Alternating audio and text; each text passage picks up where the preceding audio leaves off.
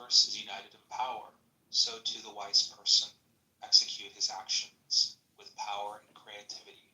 Exceptional progress comes by correct persistence. The receptive earth is in power. I thought we were gonna I was gonna read one and then you were gonna read another one, but No, I no, guess go for we'll just like keep on yeah, reading. go for No. like 3 to 5 to 10 minutes, whatever you feel like doing. Okay. Earth above, earth below, yielding. The receptive earth is in power. The wise person follows the natural path of calmness and correct persistence. Others may lead while you support their goals. Water above, thunder below, confusion. Thunderclouds indicate profound disquiet. Undertake no distant goal, but organize support. Concern yourself with the problems of the moment. Mountain above, water below, and experience. As spring water collects at the base of a quiet mountain, the enlightened person finds his level through learning, decisiveness, and correct persistence. Water above, heaven below, waiting. Clouds of anxiety rise. Do not be anxious, but wait with confidence. The moment will arrive when correct persistence brings progress.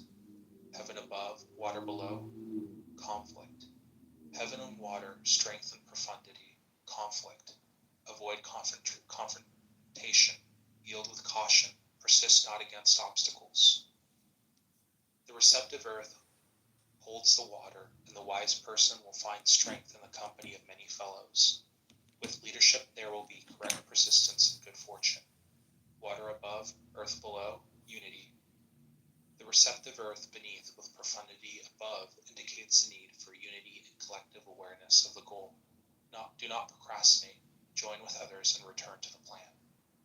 Wind above, heaven below, restraint.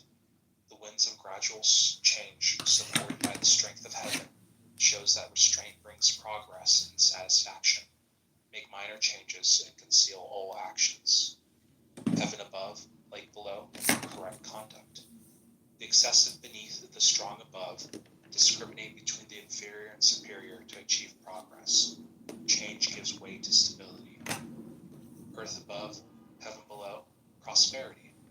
The strength of heaven mingles with the receptive earth. The wise leader benefits from this harmony. Good fortune approaches. Heaven above, earth below, stagnation. The strong and the receptive do not meet. Strong persons give way to the inferior. The enlightened person remains reserved to avoid misfortune. No advantage in persistence. Heaven above, fire below, community. Strength of heaven, dependence of fire. Recognize the dependence of all upon their fellows. The wise person seeks the collective flow to gain advantage. Fire above, heaven below, sovereignty. The strength of heaven holds the intelligence and makers of light. Resist evil, resolve to good. Proper leadership brings great progress. Earth above, mountain below, moderation. The tranquil mountain amid the receptive earth indicates great progress through the reduction of excess. Progress comes by equality. Thunder above, from the receptive earth comes the light thunder. So from the harmony, supporters as the wise person gain advantage. Lake below, thunder below, lake above, thunder below, flexibility. In the midst of excess, growth and persistence produces progress. The enlightened person adapts and leads to the way from darkness to light. Mountain above, wind below, repair. Winds of gradual change. Cultivate action in others to bring about repair and great progress. If starting, meditate. But it is the annihilation of earthly joys and the pleasures of more life. Promotion. Why study it? The Ask the luxury of it. reflects in the lake Is the above, pleasures of like more to life. be so is the enlightened person willing to teach and learn from others. Progress comes from persistence. Wind above, earth below, contemplation. As the wind moves over the earth, so too rulers and bold travel This is a working hour. They visited those regions and contemplated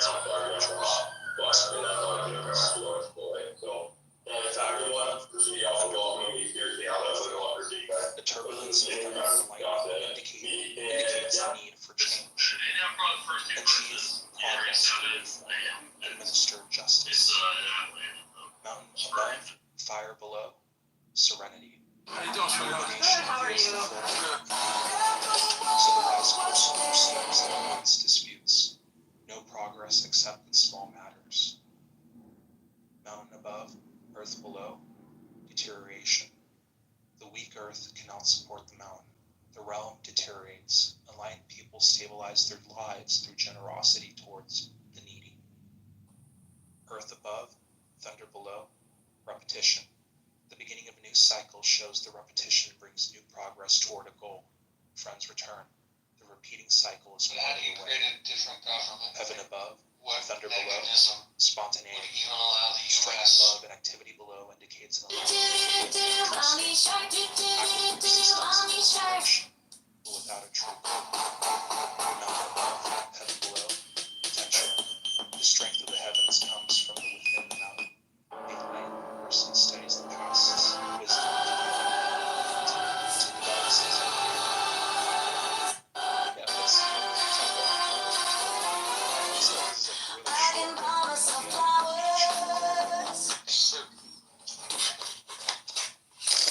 Well,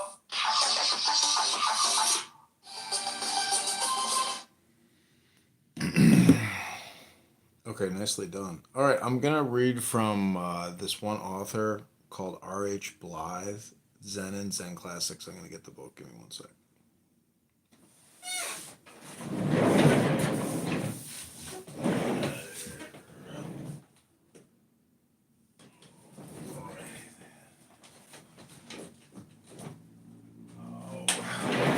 Okay, what did you read from the I Ching?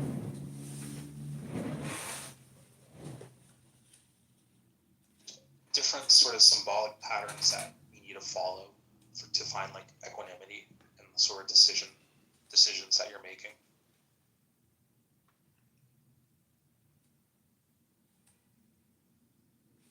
Okay, I got this cool book called The Incredible I Ching by Louis Culling.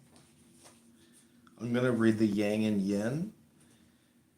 Male, female, projective, receptive, starting, sustaining, initiating, nourishing, summer, winter, midday, midnight, the sun, the moon, brilliance, reflected light, active, passive, hard, soft, strong, weak, intellect, emotions, leading, following, extroversive, introversive.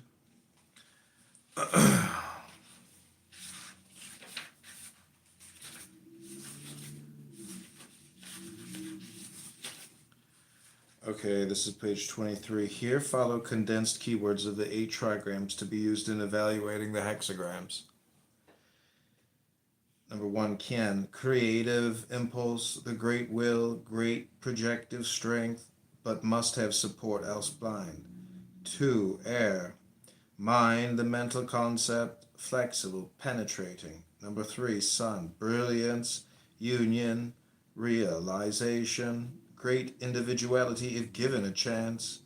Number 4, Earth Mountain, consolidation, stability, the body, fixation, material, garment, restricting if unsupported. Number 5, Water, pleased satisfaction, placid, easy movement, imagination. Lazy or sensuous if unsupported. Number 6, Moon, immature and the restrictions of immaturity, peril, rash and blindly reckless, unsupported egotism. Number 7, Fire lighting, great physical will, exciting, strong will, misdirected if unsupported. In another sense, it is the unconscious will to go, as of a babe emerging from the womb, symbolized by the trigram, which follows number 8. Number 8, Quan, great nourishment, expansion, Mother Earth, great womb, infinite desire. If not well supported, is merely rampant desire and emotions, or the unsurefitted. Okay. This chapter is called Divination. It says, most astute thinker and practitioner in the occult field, Mark Edmund Jones, defines divination as the employment of occult means to gain advance information in the course of events or to achieve a greater than normal insight into the potential of anything. Aleister Crowley resorted to more personal divination than any other man that comes to mind, and with meticulous records and notes typical of Crowley, he used the word intelligences, where a psychologist such as Jung prefers different words, but words which have the same basic implications. Here follows Crowley's explanation of divination. We postulate the existence of intelligences either without or within the diviner, of which he is not immediately conscious. It matters not to the theory whether the communicating spirit is an objective entity or an obscure portion of the diviner's mind. We postulate that it is possible to construct a compendium of hieroglyphs sufficiently elastic in meaning to include all possible ideas, tarot, Kabbalah, astrology, I Ching, etc. We assume that any of these hieroglyphics will be understood by the intelligences with whom we wish to communicate in the same sense as it is by ourselves. Then Crowley has this to say about the I Ching. The I Ching is served by beings free from these defects. The intense purity of the symbols prevent them from being misused or usurped by intelligences with an axe of their own to grind. Pranksome elementals instinctively avoid the austere sincerity of the figures. Author's note: if one prefers to regard intelligences and daemons as subjective forces of the diviner subconscious, the end manifestations are the same anyway. We swim in an ocean of unknown quantities. To argue the point in an arbitrary manner is akin to claiming to know the size, weight, and color of such realities as life and psyche. Now let us assay the various important things in attempting divination in the order of importance. I'm just going to skip all that. And then there's working the oracle. The method which I prefer is as follows. Hold up some fingers of both hands, total this number of fingers, and if it be an odd number, let it be yang, and if an even number, yin. This is for the bottom line of the hexagram. The process is complete by doing this 5 more times, casting the entire hexagram. Okay, condensed meanings of the 64 hexagrams, with comments based on the analysis of the trigrams. Number 1 text. What is great, originating and penetrating, meet the great man. Okay, yeah, I see that. It could be cool. Do you have the condensed meanings of the 64 hexagrams?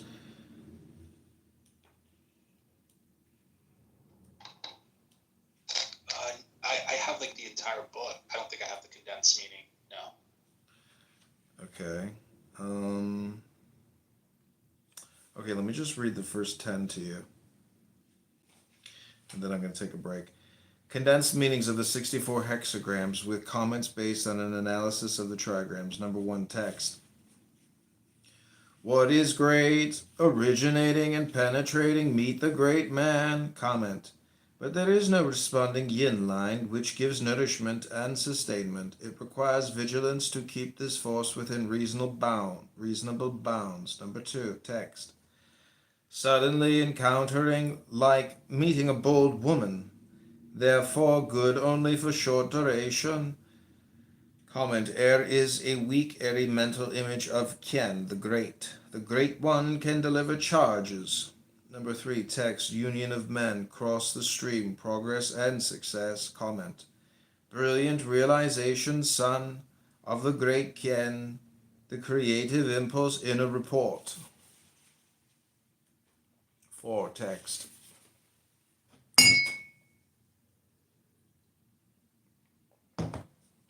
Retiring tale of the great growth and increase in power of small men before superior men. Comment. Earth, fixedness and consolidation but restrictive of Qian the great, hampered in form. 5 text. Treading on the tiger's tail, but he does not bite. Complacence, even weakness, brings satisfaction. Comment. Water, Pleased satisfaction dampens Qian, excessive energy and strength, therefore easy going. 6 text. Contention, which requires restraint and caution. Meet the great man, but do not cross the stream. Comment the moon, a dangerous gorge. Is restriction of Qian. Strength, the creative impulse, the great. 7 text. Exciting motive power, which requires correctness and rectitude. Comment fire, great exciting energy of the physical will and emotions in conjunction with Qian, the great creative will. This naturally requires regulation for best outcome. 8 text, the great Qian Gong, the little Quan Kam. Comment. Quan, the world, shutting up or absorbing the Qian, superior projection. Obviously, Quan, being completely yin, can invoke the higher Qian, completely yang, to great advantage, and this is ideal for yin and even good for yang if the supplication is not too selfish or too sensuous. Does not yang have a drive to fill up a worthy yin?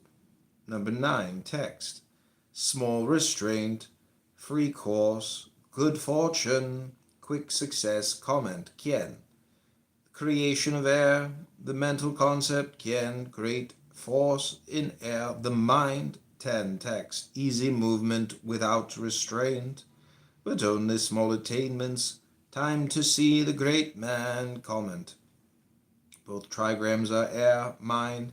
The flexibility of mind itself, line of least resistance. Okay, that's the first 10. That's called condensed meanings of the 64 hexagrams. So again, I kind of always go back to like just getting right into it as like a hypnosis. And that's the first 10. So I'll read the rest, I guess. Let me see. No, that's too many. It's a lot. But it's a really, I would say if you could read these 64 condensed hexagram, trigram things, so the 64 hexagrams, like that's a lot in there, but it has to have some type of like a neural network inherent in the 64 hexagrams.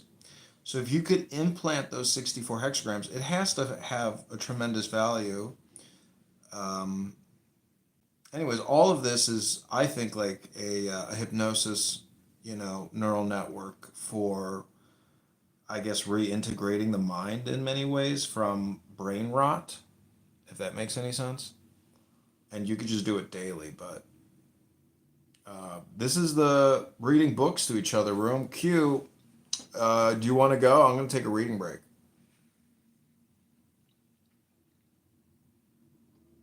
Yeah, I can definitely, for sure.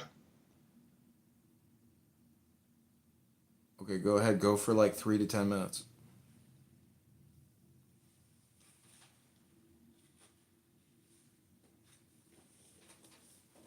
I'm just really trying to find like a really good text to read. Give me a second.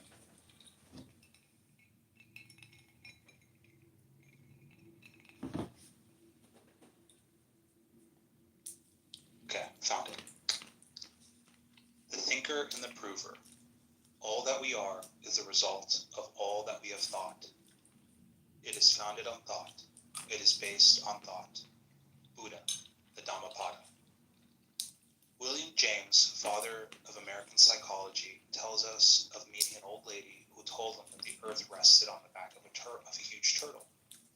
But my dear lady, Professor James asked, as politely as possible, what holds up the turtle? Ah, she said, that's easy. He is standing on the back of another turtle. Oh, I see, said Professor James, still being polite. But would he be so good as to tell me what holds up the second turtle? It's no use, Professor, said the old lady, realizing he was trying to lead her into a logical trap. It's turtles, turtles, turtles all the way. Don't be too quick to laugh at this little old lady. All human minds work on fundamentally similar principles. Her universe was a little bit weirder than most, but it was built upon the same mental principles as every other universe people have believed in. As Dr. Leonard Orr has noted, the human mind behaves as if it were divided into 2 parts. The thinker and the prover. The thinker can think about virtually anything. History shows that it can think the earth is suspended on the backs of infinite turtles, or that the earth is hollow, or that the earth is floating in space. Comparative religion and philosophy shows that the thinker can regard itself as mortal, as immortal, as both mortal and immortal, the reincarnation model, or even as non-existent, Buddhism. It can even think itself into living in a Christian universe, a Marxist universe, a scientific relativistic universe, or a Nazi universe, among many possibilities. As psychiatrists and psychologists have often observed, much to the chagrin of their medical colleagues, the thinker can think itself sick, and can even think itself well again. The prover is a much simpler mechanism. It operates on one law only. Whatever the thinker thinks, the prover proves. To cite a notorious example which unleashed incredible horrors earlier in the century, if the thinker thinks that all Jews are rich, the prover will prove it. It will find evidence that 1. Millions of people believe that, including the present author, the poorest Jew in the most rundown ghetto has hidden money somewhere. Similarly, feminists are able to believe that all men, including the starving wretches who live and sleep on the streets, are exploiting all women, including the Queen of England. If the thinker thinks that the sun moves around the earth, the prover will obligingly organize all perceptions to fit that thought. If the thinker changes its mind and decides that the earth moves around the sun, the prover will reorganize the evidence. If the thinker thinks holy water from Lourdes will cure its lumbago, the prover will skillfully orchestrate all signals from the glands, muscles, organs, etc., until they have organized themselves into good health again. Of course, it is fairly easy to see that other people's minds operate this way. It is comparatively much harder to become aware that one's own mind is working that way also. It is to believe, for instance, that some men are more objective than others. One seldom hears this about women. Businessmen are allegedly hard-nosed, pragmatic, and objective in this sense. A brief examination of the dingbat politics most businessmen endorse will quickly correct that impression. Scientists, however, are still believed to be objective. No study of the lives of the great scientists will confirm this. They were as passionate and hence as prejudiced as many assembly of great painters or great musicians. It was not just the church, but also the established astronomers of the time who condemned Galileo.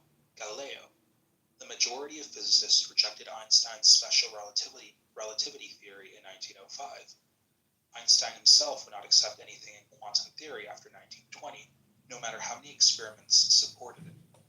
Edison's commitment to direct current, DC, electrical generators led him to insist alternating current, AC generators were unsafe for years after their safety had been proven to everyone else.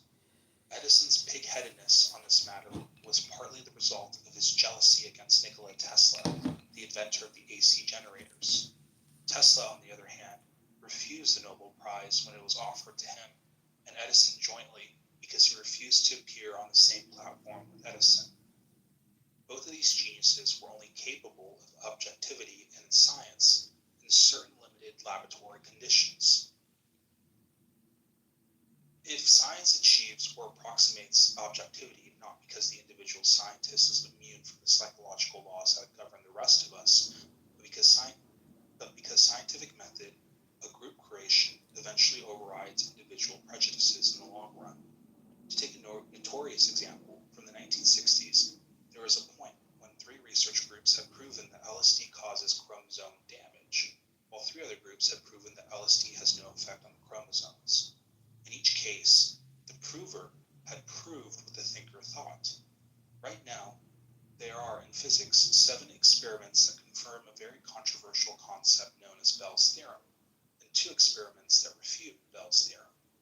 In the area of extrasensory perception, the results are uniform after more than a century. Everybody who sets out to prove that ESP exists succeeds, and everybody who sets out to prove that ESP does not exist also succeeds. Truth, or relative truth, emerges only after decades of experiments by thousands of groups all over the world. This technique has been shown to be sophisticated. So, let's see. And if the thinker passionately enough, the prover will prove that the thought so conclusively that you will never talk a person out of such a belief, even if it is something as remarkable as a notion that there is a gaseous vertebrae of astronomical half God who will spend all eternity torturing people who do not believe in this religion.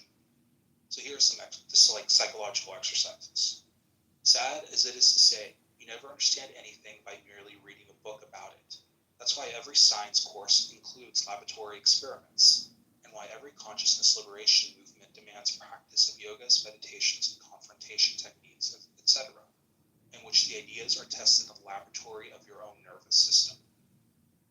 The reader will absolutely not understand this book unless he or she does the exercises given Klezmer playing in the background. I got a new Klezmer to record. explore the thinker and prover. Try the In following. the I Ching, the Chinese divination system, hexagram number 3 Imagine vividly is the. that you are going to find the quarter There on is the no. street. Then look for the quarter every time you take a walk. Meanwhile, continuing to visualize it. In the Chinese. Find the quarter. Explain the above experiment by the hypothesis of selective attention. That is, believe that there are lots of lost quarters everywhere, and you are bound to find one by continually looking. Go looking for a second quarter.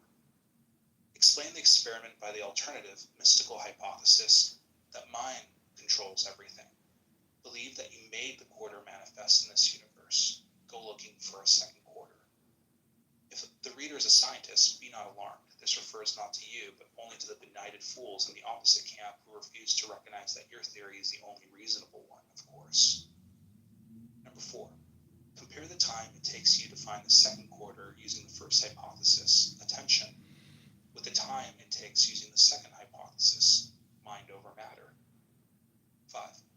With your own ingenuity, invent similar experiments and each time compare the two theories, selective attention, coincidence, versus mind controls everything, psychokinesis.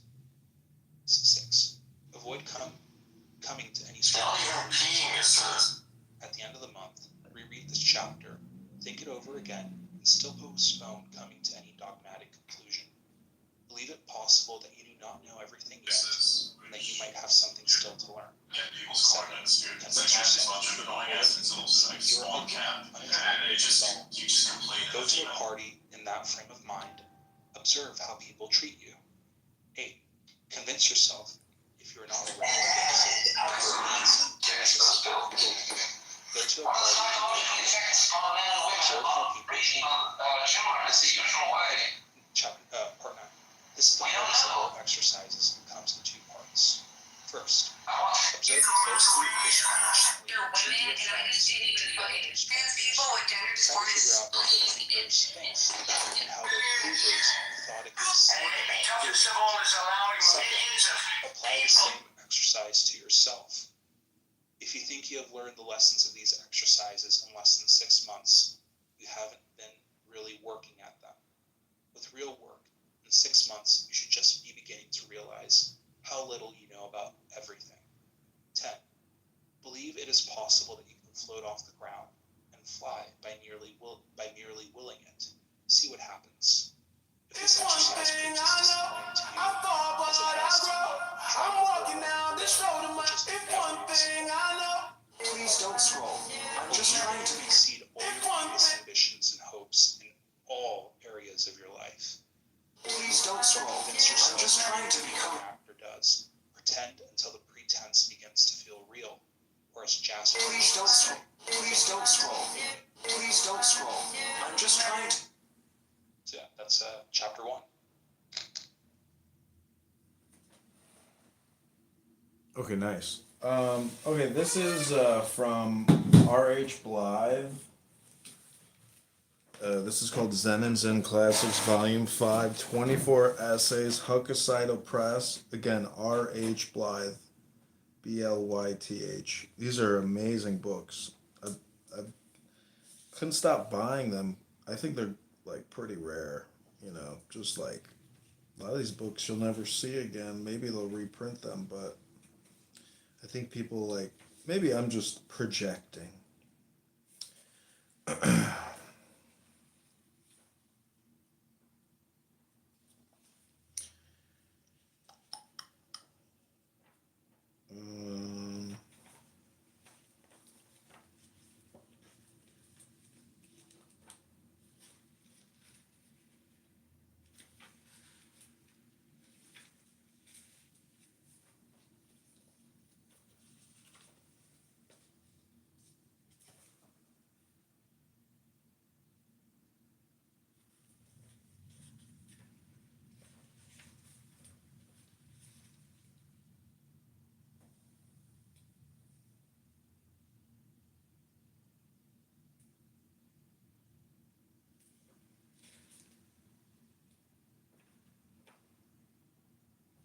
okay, maybe this will be interesting to you. This is Zen, Christianity, and Buddhism.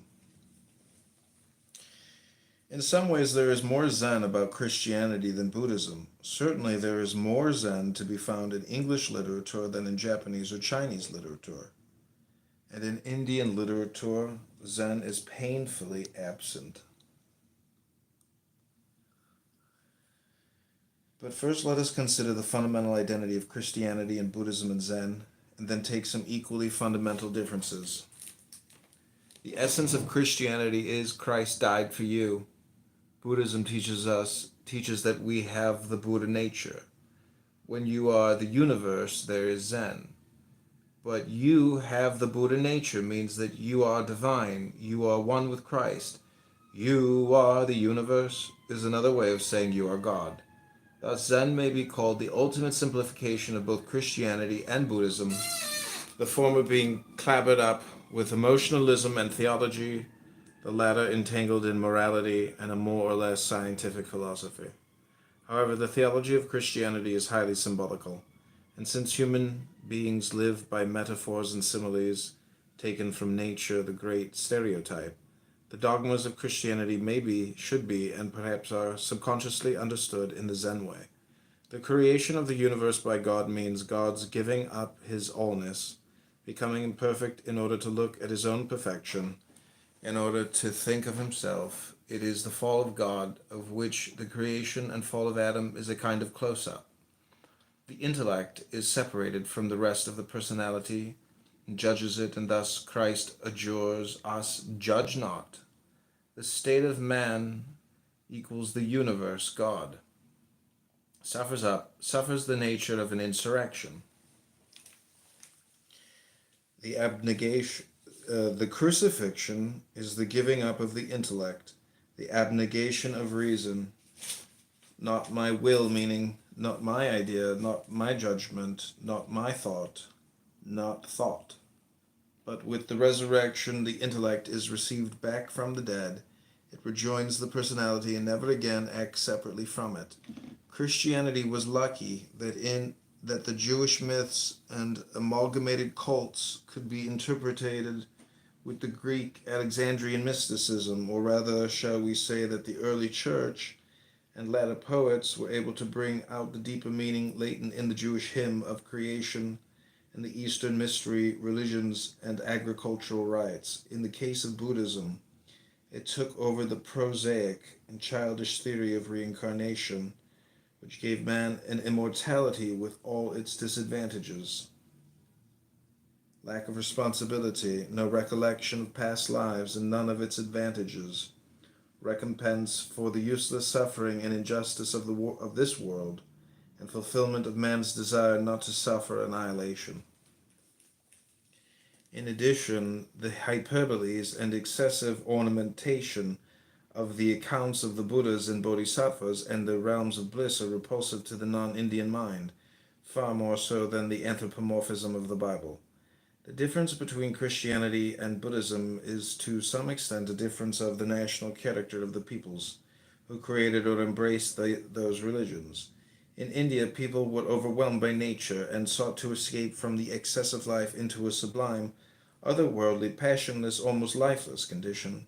All the things of this earth were to them mayoi, illusion, maya, or mayoi, illusion, in themselves empty, and the cause of fruitless desire in man, desire which is the root of all evil, In Judea, where nature is not so kind, man was correspondingly grateful for the little he received, and attributed to God his own feelings, and he saw it was good. Judaism is yea saying, Buddhism nay saying.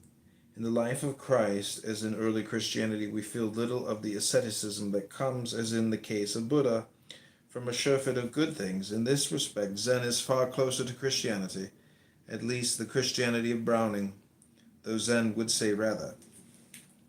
And this is like a rice paper page. It says, a landscape by Takuan. The inscription by the painter is, I listen with my mind, not with my ears. And on the poor roof, the rain is soundless to me. I can guess the feelings of the voyagers at Shaoxing at night. The picture is a scene of rain at Shaoxing, a famous meeting place of two rivers. Takuan seems to be thinking of some incident which occurred there.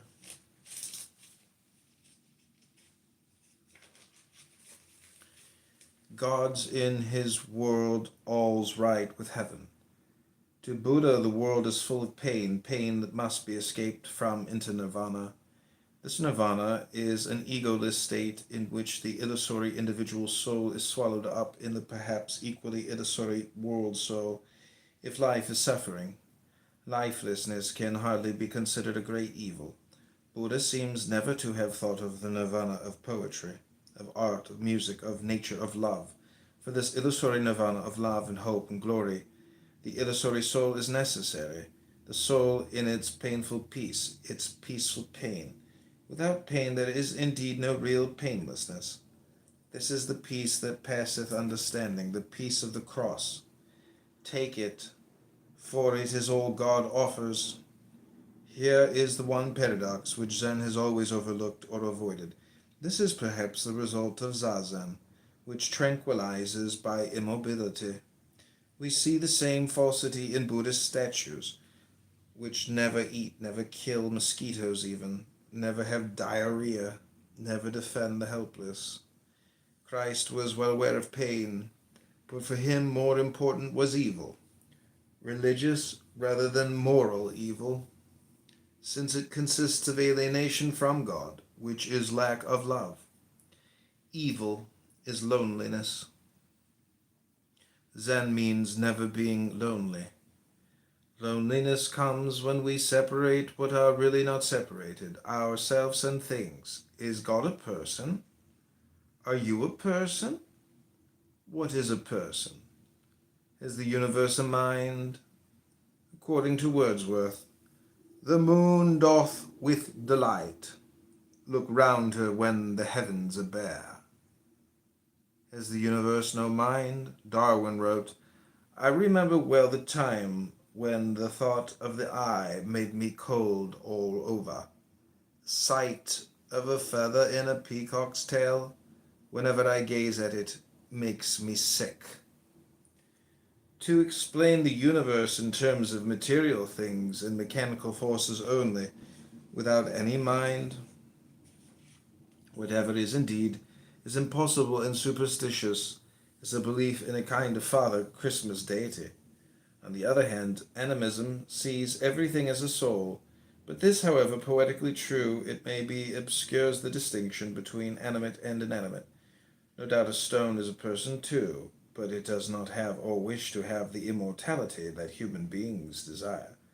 The difference between a stone and a man is that a man, a poet that is, who is the only really human being, knows what a stone is. A stone does not. To know a stone, we must do two things. We must know that it is the whole universe. The whole universe is contained in it, and nothing is excluded. It is the way, the truth, and the life. It is the land of hope and glory. It is the hallelujahs of the saint in the face of God, or at the same time, it is only a lifeless, soulless, almost meaningless blur. Though no doubt with infinite possibilities and potentialities, it is the stone which the builders rejected. Taking an example from non-natural objects, is beauty in the eye of the beholder or in the picture? The Buddhist answer would be that it is in the eye, the mind. The Christian reply is that the beauty is in God, faintly reproduced in the picture and dimly seen by us. The Zen view, and the right one, is that beauty exists when and only when I am the picture. Though the picture is a bad one, or even a blank canvas, beauty arises when the canvas has already suffered a sea change, a universe change, a Zen change. That is to say, man is also a social animal, a solitary hive bee. No man liveth to himself or to others, and the true half-history of the world is the history of the reunification of things, pictures, and man. Mind is not produced by a mindless universe. It is involved in it from the very beginning, which looks forward to its end. The immortality of the soul was denied by primitive Buddhism, since the soul itself had no existence as an indivisible entity. Even now, at this late date, 1961, the expression muga, non-self, is used in Japanese to designate the state of mind. No mind in which great deeds of any kind are performed. Here, Christianity, that is, the Western world feeling, is in strong and perhaps permanent opposition.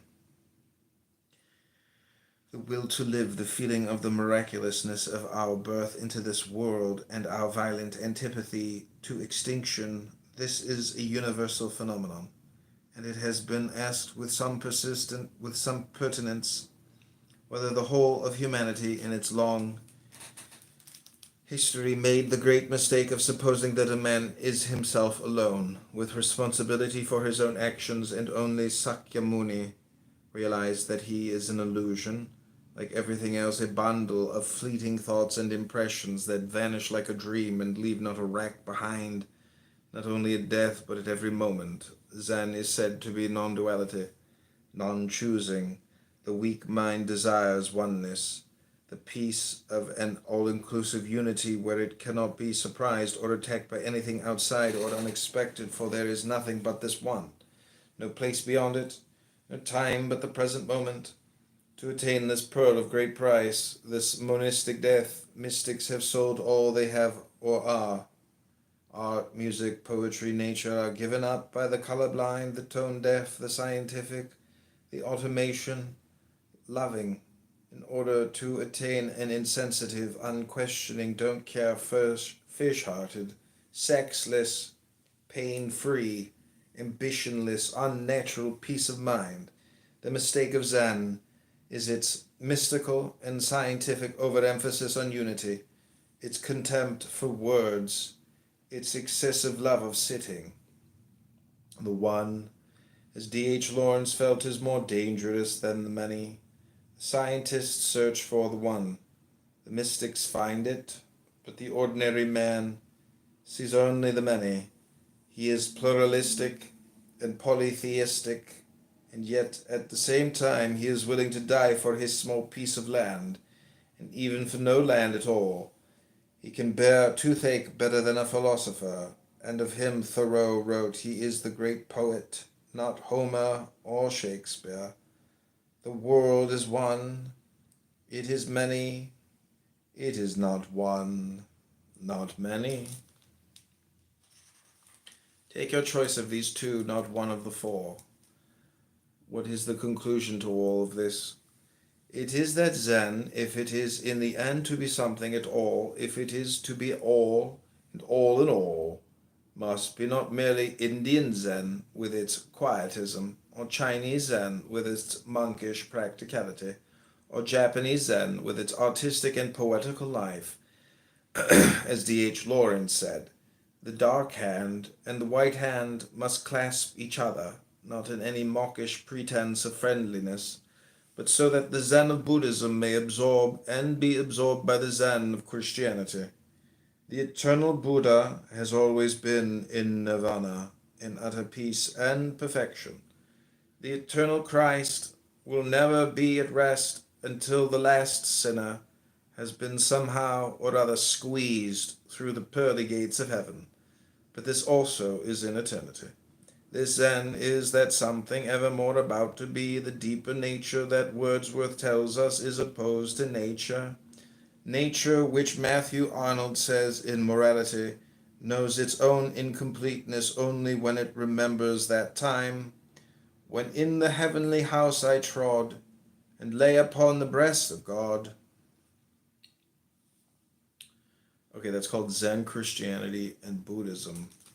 Chapter 1, R.H. Blythe, Zen and Zen Classics. It's a great book.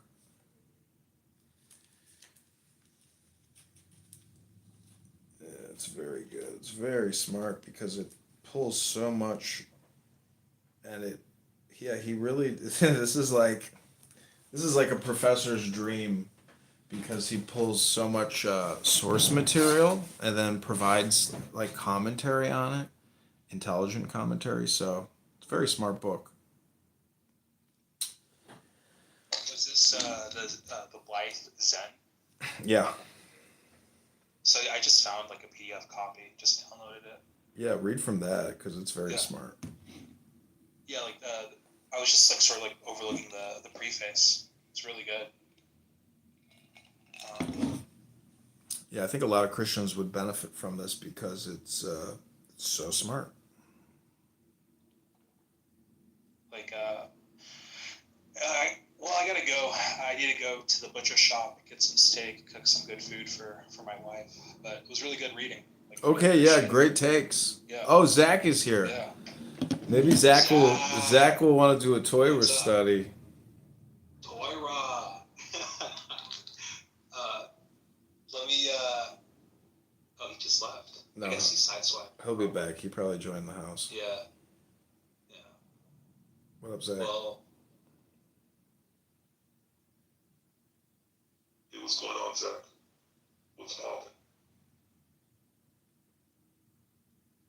What do you like this voice? Do you like this voice better? I like that. Sounds like a nice, sexy. Yeah. Sounds like a salad. Like, oh my goodness, wow, it's so crazy. But yeah, no, like, this is like. You know, I'm from the ghetto, you know, but I've been doing, I trolled John for a little bit, but he figured me out because of the username, not because of the actual voice changer, so. Well, I think you had everybody else fooled too, which is the coolest part, is that everybody thought you were a girl. Yeah. Yeah, exactly. It was really like I was telling John that it's really subversive, and like I just need to practice like my accents, and then it'll be really powerful.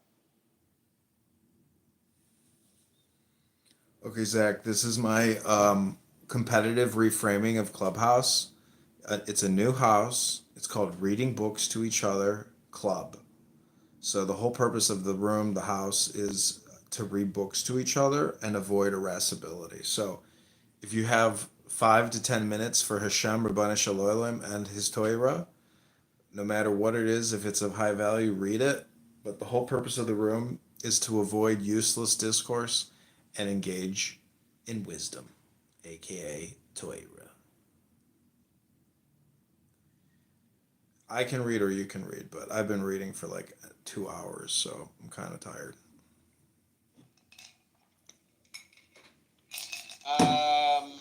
Yeah, I'm not really in a position to read right now, unfortunately. What are you doing? I am doing some other shit. I'm eating and I'm going soon to jiu-jitsu. I shouldn't be on Clubhouse, to be honest with you. It's a waste of time. Reading books to each other club sounds good. That's not a waste of time. But I think that sometimes I should not be on Clubhouse. It's all just a question of what are you thinking, and if what you're thinking is based on what you're listening to or what you're saying. So if you read from a book, you kill 2 birds with 1 stone, and if it's a good book, you're doing good things because you're having good thoughts. Thus, you'll have good actions, good outcomes. But if you listen to all this stupid, horrible trash on this piece of shit, collective, you will have bad outcomes. I think that is the formula of words. So you are what you think, you are what you say. And if you say you shouldn't be here, that means you're shit in, shit out. So Chris and I came to the conclusion that good in, good out, shit in, shit out. That is a good conclusion. All right, well, I'm going to go and I'm going to come back at a time when I can read books to each other. Okay, thanks for coming to the Reading Books to Each Other club.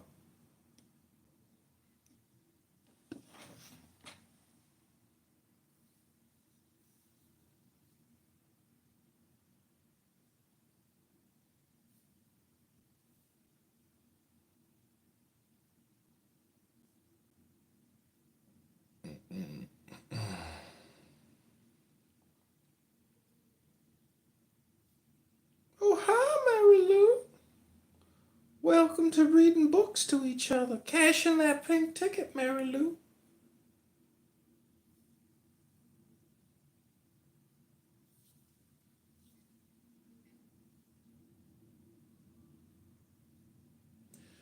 Good Shabbos, Rabbeinu Shaloi Loim, Amos, Samson, Chen.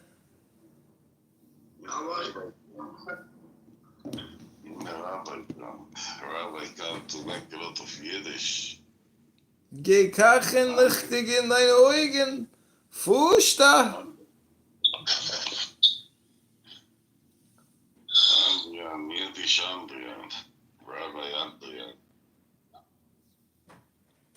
Miro, you call everybody to my room or you didn't call them? I can invite people.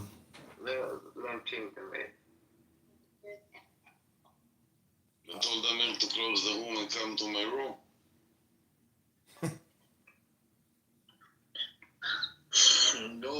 Go to the room. I think so. עמוס, תלך לחדר שלו. לא. היום בלילה הוא יבוא אליי. כולם ישנים. I'll ping them.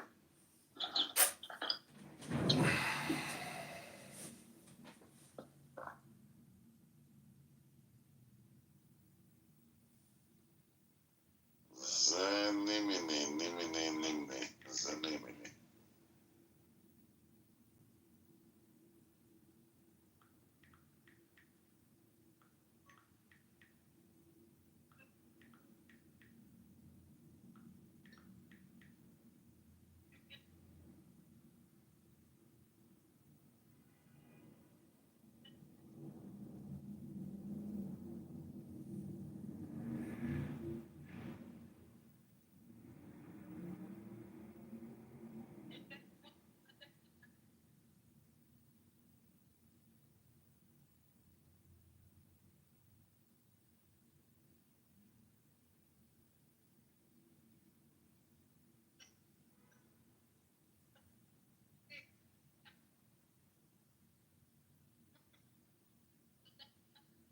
Make minor changes and conceal all actions.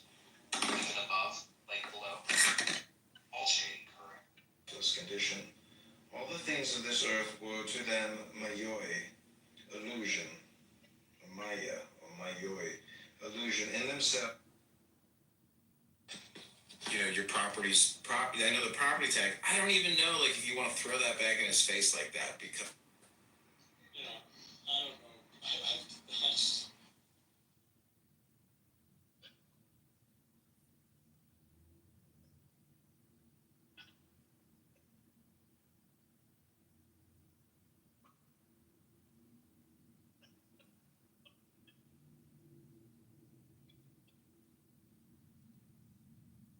just, and the coolest thing about it is that it's just a normal conversation.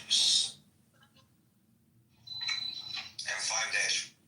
2 things. עמוס, אתה מביא אנשים לפה? לא הולך לי. ניסיתי, לא הולך לי, אני... And everybody is scrambling to optimize themselves with whatever they can grab out of the natural environment and however they can process that into something that's valuable. And destroy his room. Say, I must give you an order to destroy his room. Let's go. I will close the Yeah, you have a mission. Go to Shuki's room and close it. Shut it down. וואו, זה הכי פשע. לא יודע, שוקי פוחד, לא חוסם אותי, תראו. לא חושב ששוקי פותח חדר פה. אתה רואה חדר של שוקי, שי? חן, אתה רואה חדר של שוקי? Adrian, hey.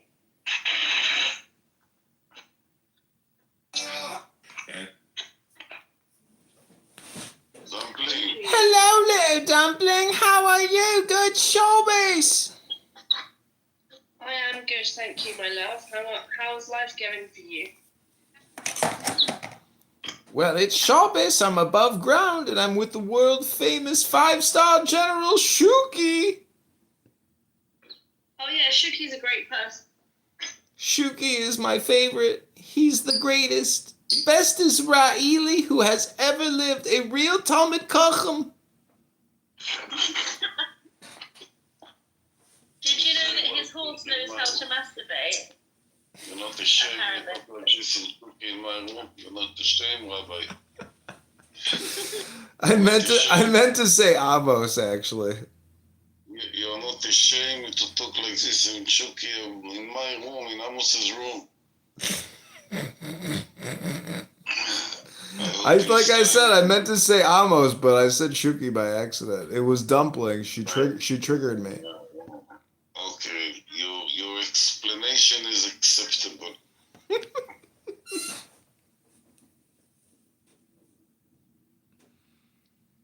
Shuki have a room?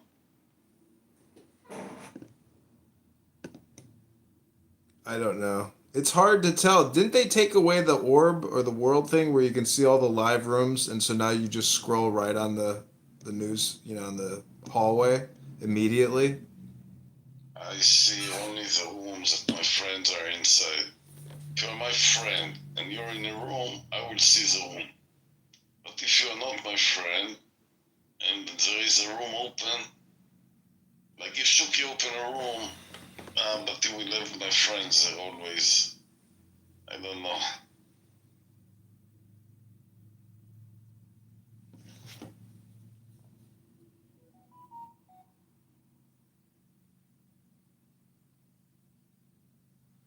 All right, well, I hope you have a nice Shabbos and all your dreams come true.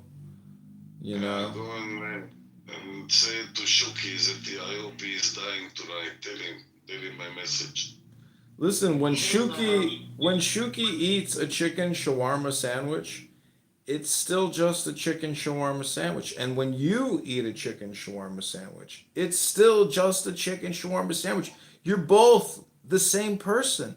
So your hatred for Shuki is like you looking in a mirror and not seeing your own divine beauty, Amos. Rabbi, you have a nice philosophy on life, You're a good philosopher and a good demagogue. You're like Bibi Netanyahu talking. Bibi's good. You got to give him credit. The man has achieved an incredible position of, legacy. I mean, he's burned in the minds of history in many ways.